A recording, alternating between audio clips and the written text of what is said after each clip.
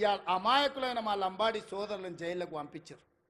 నేను ఆయనలోనే చెప్పిన, వాళ్ళ మాయమాటలు నమ్మకండి, వాళ్ళు ఉచ్చులో దించుతున్నారు. ఆనాడు తెలంగాణ ఉద్యమంలో కూడా ఇట్లనే చేసిండ్రు. అగ్గిపెట్టె రావు గారు 100 రూపాయలు పెట్టి పెట్రోల్ తెచ్చుకున్నాడు, కానీ 10 పైసలు పెట్టి అగ్గిపెట్టె తెచ్చుకోలే. ఈ అగ్గిపెట్టె రావుని నమ్మకుర్రా నాయన అని చెప్పిన. ఆయన మా పిల్లలు ఆవేశపడి నమ్మిపోతే ఇవాళ కేసులు అయినాయి. ముఖ్యమంత్రిగా ఉన్న ఇవాళ నా దగ్గరకు వస్తారు, సార్ నువ్వే ముఖ్యమంత్రి కేసులు తీయని. నేను చెప్పదలుచుకున్న మా మిత్రులకు, మా సోదరులు, ముఖ్యమంత్రిగా ఉన్న నా మీదనే 182 కేసులు ఉన్నాయి. నా కేసులే నేను తీసుకోలేకపోయినా. చట్టం వేరు, ముఖ్యమంత్రి కుర్చీ వేరు. ఇవాళ వాళ్ళ మాయమాటలు నమ్మి మీరు కేసుల్లో ఇరుక్కుంటే బెయిల్ ఎప్పుడు వస్తుందో తెలియదు, మన కుటుంబాలను ఎప్పుడు కలుసుకుంటామో తెలియదు.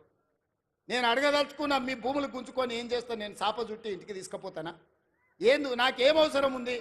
ఇవాళ 1300 ఎకరాలు కొడంగల్లో భూమి తీసుకుంటే నేను పట్నం తీసుకుపోయేది ఉందా, లేకపోతే కొండారెడ్డిపల్లికి తీసుకుపోయేది ఉందా?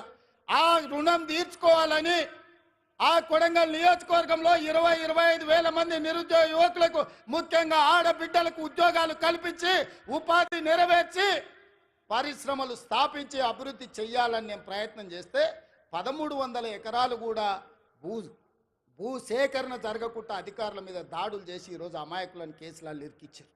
ఒక్క కేసీఆర్కే గజ్వాల్లో 1000 ఎకరాల ఫామ్ హౌస్ ఉంది. నీ ఒక్కనికి 1000 ఎకరాల ఫామ్ హౌస్ ఉండొచ్చు, కానీ మా దగ్గర 1300 ఎకరాలలో ఒక పారిశ్రామిక వాడ ఉండొద్దు. ఒకసారి ఆలోచన చేయండి మిత్రులారా. ఇవాళ ఈ జిల్లాను అభివృద్ధి చేయాలంటే ఆనాడు నాగార్జున సాగర్ కడితే రైతులు మునగలేదా? శ్రీశైలం ప్రాజెక్టు కడితే మా కొల్లాపూర్ మునగలేదా? పాలమూరు రంగారెడ్డి కల్వకుర్తి ఎత్తిపోతలు కడితే మా కొల్లాపూరాలు 3 సార్లు భూములు పోయినోళ్ళు, భూములు పోయి ఒక్కసారి కాదు 2